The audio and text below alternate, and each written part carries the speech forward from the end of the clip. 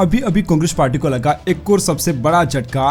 कांग्रेस उम्मीदवार रहे नीलेश कुंभानी होंगे बीजेपी में शामिल। निर्विरोध जीत के बाद सूरत में बीजेपी ने कर दिया बड़ा खेला।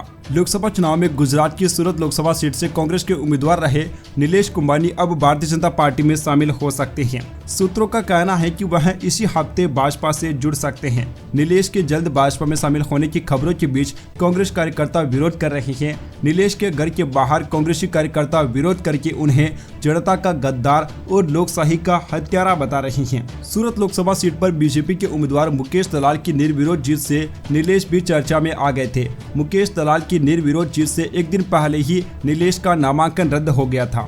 उनके प्रस्तावकों के हस्ताक्षर में गड़बड़ियों का हवाला देकर नामांकन रद्द कर दिया गया था।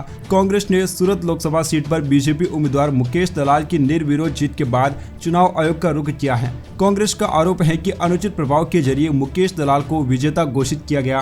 कांग्रेस की मांग है कि इस सीट पर नए सिरे से चुनाव करवाया जाए। पार्टी ने दावा किया कि दरअसल बीजेपी कारोबारी समुदाय से डर गई है, जिस वजह से उसने सूरत लोकसभा सीट पर मैच फिक्सिंग करने की कोशिश की है।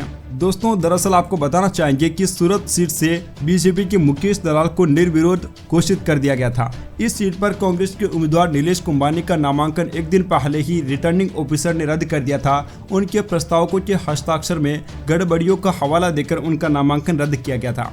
कांग्रेस के उम्मीदवारों का नामांकन रद्द होने के बाद बाकी बचे 8 उम्मीदवारों ने भी अपनी उम्मीदवारी वापस ले ली। ऐसे में बीजेपी उम्मीदवार मुकेश दलाल निर्विरोध चुन लिए गए थे।